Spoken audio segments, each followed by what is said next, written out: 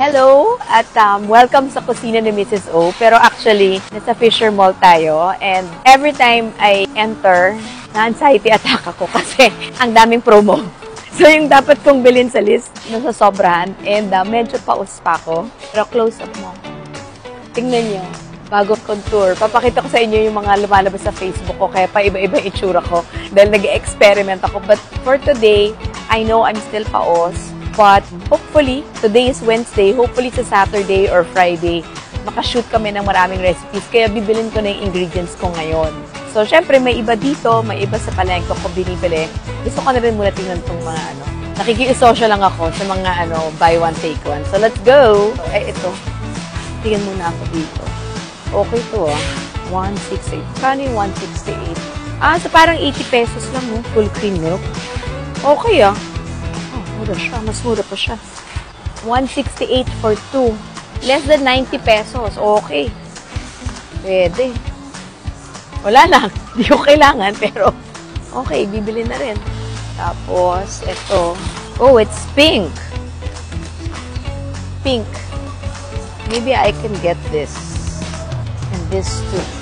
Actually, bibili ako parating may biscuit. Kasi like minsan biglang may magkakape sa bahay. Parang kung kape lang, di ba normally nagmamunch at something. So I actually always have something on stock. Because it's pink, I'm just buying it.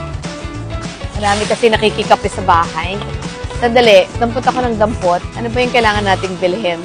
Maraming nagre-request na i-demo yung binagoongan. Okay? So bibili ako dito ng magandang karne. And I think it was binagoongan. And then, I just had a very interesting conversation with our physical therapist kay Randel, kay Mads. Parang ang sinasabi nila, they never really got around doing like a really home-cooked good adobo. So, I was thinking maybe I should demo it. Parang ina-explain sa kanya how I do it. Ano pa bang mga kailangan natin lutuin na? Yung binagoongan na pinamis ko, tsaka yung adobo na pork, no? Meron pa ba? Tingnan natin kung ano maluluto na lang natin. Anong binibenta dito. Ganun naman tayo. Hindi naman tayo nagpaplano. Dito tayo. Ay, isa ng karne natin. Pata slice. Ito ba yung front part? Ito na lang. Yung pata, pwedeng 1 kilo. Actually, yung binagoongan, not a lot of people use. But I use the pata. Kasi parang less yung buto, tsaka mas malaman. Okay lang, dagdagan mo na. Gawin mo ng 1.5. Para may pang-stock tayo sa bahay. And ngayon, may 3 lang nagbigay sa akin ng bagoong. So, pwede ko na siya pag-mix. Because the last time I made it with gata, I actually used 2 kinds of bagoong. So, now I have 3 kinds. So, let's work it like this. 1 kilo nito. Tapos, eto, pwede mo nang i-cut siya. Na 1 kilo din. So, yung adobo ko, yung secret ko naman doon, I don't purely use the adobo cut. Kasi I don't know if you can look closer. If you use the adobo cut, nakikita mo lang yung layer of fat sa taas, diba? But for the liempo, or yung sa belly part, naka-intertwine siya with the karne. And for some reason, it has a special taste. So, that's what we're trying to buy. 1 kilo. Tapos 1 kilo nito. I remember, di ba, naging yun tumas yung views, yung pork steak. Ito yun, Ayan siya, It's actually called pork steak. So, dito sa Fisher Mall, it's $2.29 for half a kilo. Pero, bibili mo rin siya sa mga Korean stores. So, that's the last time I bought it. Doon siya. Ano siya? Ganito lang ganito siya kalapad lang. Yan, ganyan. Hello. Wala silang sisig meat, Diba normally meron yung parang sisig na gawa na. Ito beef naman to. Mahal na ng beef, Actually, pati ang pork, nagmamahal na Meron kang buntot. Meron pa ba? Sige, pang na lang. Pang kaldereta na lang. I will be brave enough to demonstrate my kaldereta. No bashers, please. Yung kalitiran, meron ka. Ayan na lang. Pwede mo i-cut ang kalitiran pang Yan. Baka pangit yung kaldereta ko Yan na lang. 1 kilo na yan. Okay. Kalitiran is here. Sa shoulder ng cow. So, apparently, it's like, mas tender siya because hindi masyadong nagagalaw yung muscle na to dito sa likod ng cow. So, that's where it comes from. Shank, I use it a lot for kare-kare.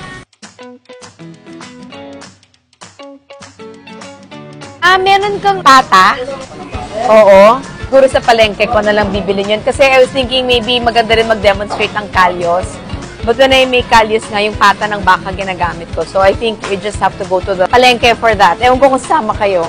So, okay. So meron na tayong pang kaldereta, pang adobo ko, binagoongan. O 3 recipes na yon. Yung price ng fish nila ain't so bad.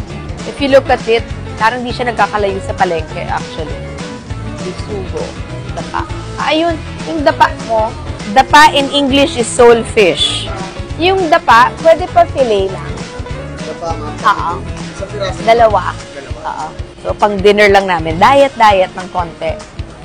Patingin na nga nito. Ito. Saan po, ma'am? Patingin nito. Ito po? Oo. Gusto ko makita yung loob. Yeah, okay. Pa-fillet. Tapos ito, tuna, isa. Pwede i-ganon. Parang masarap siya ilagyan ng gata. Gusto ko pinifilet. Tapos butter lang and garlic na fried. So, masarap. Tapos ito. Yellow po, ma'am. Oo. Price po, ma'am. Ilang kasha dyan? 6 kasha?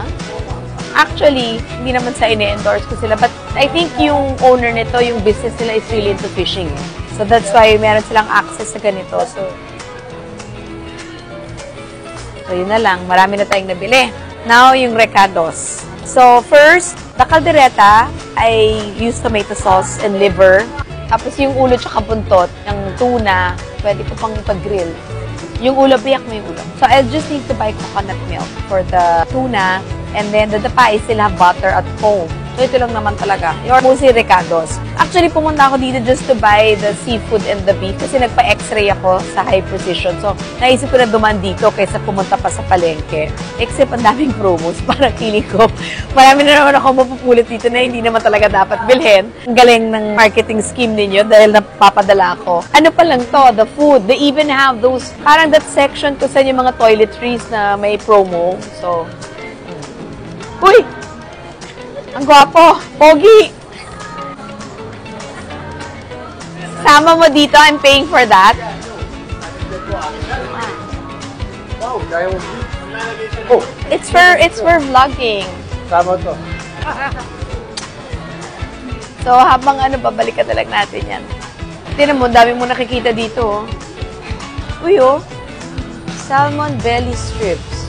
Ang sinigang. So, I'll just get my ginataan.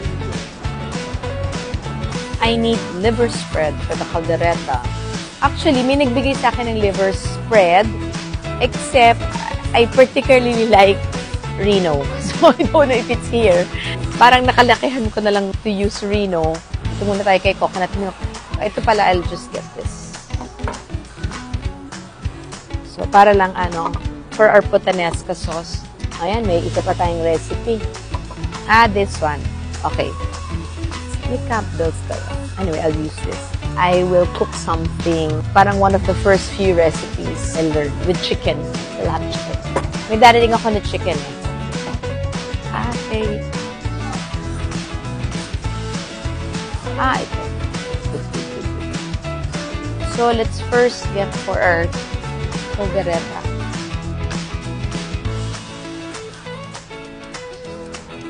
Actually, I like going to the grocery here because...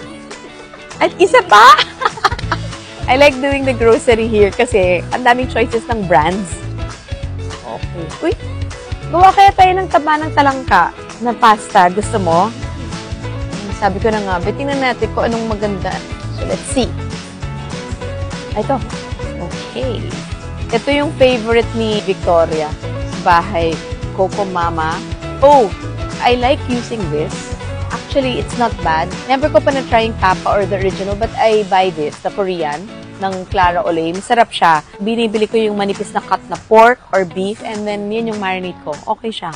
Pero, supposed to be bulgogi, but I serve it as tapa. So, for this one, normally, I don't really stick to one, sa gata. I'm just gonna mix with Jolly. Yeah. So, I'll just mix 2 kinds para dun sa ating binagoongan. Tapos, ano nga tayo sunod? Liver spread na lang kulang natin. Okay. For here, actually, nagdadaya ako when I cook kare-kare. What do I use? I use the Mamacita na kare-kare. Para lang just to enhance the flavor for the color. Except, I still add my peanut butter. No, para lang mas rich yung taste. Here. Yeah, this is the liver spread. Okay. Ito na yung liver spread. Ayan, tingnan mo. Ayan, ang mura, tingnan mo, it's like 50%. Buy one, take one. Kung nakakita ka ng buy one, take one, hindi ko nakaka-anxiety attack. Parang, I have to buy it. Ito, body wash, Ang saya, di ba? Ito, different liver spreads. Chicken liver pate, Pure Foods. Wait a minute, I need this. You can never have enough star margarine at home. And then, okay, personally, I never tried Argentina. Never tried CDO. So I'm just gonna buy all three to see. Because I don't know the taste profile. So that's the only reason why I'm buying 3. Sayang naman, ipapalpak pa ako sa kaldereta ko. So I'm just gonna buy 3 of this. So I think this is it. And then, we just need the fish.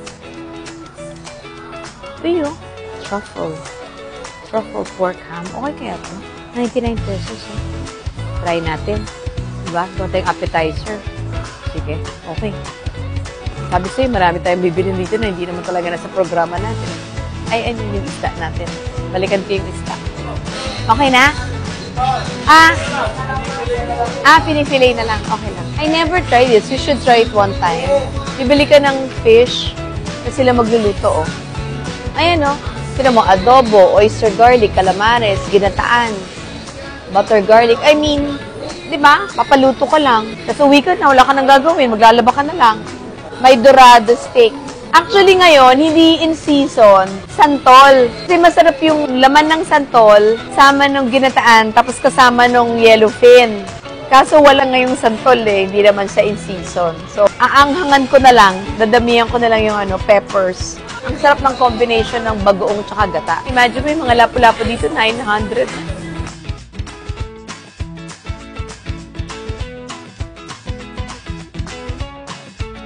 Baka puno ako ng cart. Alis na ako. Ayun. Oh, medyo pangit yung pag-butcher ng isda. Siya yun, Thank you. Salamat. Thank you. Okay, let's pay. Mabili na natin yung ewan dito. Pagdating sa counter 7. Saka na natin sabihin anong gagawin natin with this. So, I'm not buying the vegetables here. Wednesday pa lang So, dapat medyo mas sariwa. Ayan, tinan mo, more 50%. Okay. So, now we're waiting to pay. So, nakabili tayo ng pata para sa gagawin nating binagoongan. Tapos, meron na tayo ng coconut milk. Then, we have the adobo cut and the liempyo because we're making adobo. I never realized that it's challenging pala for some people. So we're gonna demo that. And this one is kalitira na gagawin natin caldereta. I will be brave enough to make caldereta. No bashing, please. Then, bumili ako ng dapa. So, I bought this, pinafilay ko na, and then, we're just gonna freeze it para at least ma-seal niya yung freshness. So, we'll cook it. And then, this one is yellowtail na pinakat ko into steaks. Pwede natin lutuin with gata. And I saw this, and we still have shrimps at home, so we will cook talangka na pasta. So, sandali, meron tayong adobo, meron na tayong pata na paginagoongan, meron na tayong caldereta, we have tapa, as we have coconut na yellowtail, panang talangka na pasta. Tama na ba? 6 na yan. May na-discover tayong ganito na truffle na luncheon meat. We'll probably make some form of appetizer, number 7.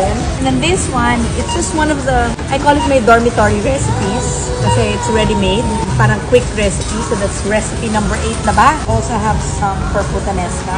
And Star Wars, I can never have enough. And because naka-promo, wala, hindi natin lulutuin to, pero kailangan dahil naka-promo. And then dahil sa mga nagkakape sa bahay, kailangan ito. But normally, when we serve coffee at home, we serve it with cookies. So, we can show that. Huwag mo na ito pakita to, yung list ng asawa ko. So, yun lang. And see you soon at Kusina ni Mrs. O with 9 recipes in store when I have a better voice. Apologies. Pero okay naman yung contour. Justifiable, di ba? I will share the pictures kung saan ko itong pinagaya. So, see you soon at Kusina ni Mrs. O. And thank you to Fisher Mall for allowing us to showcase what we have here. See you!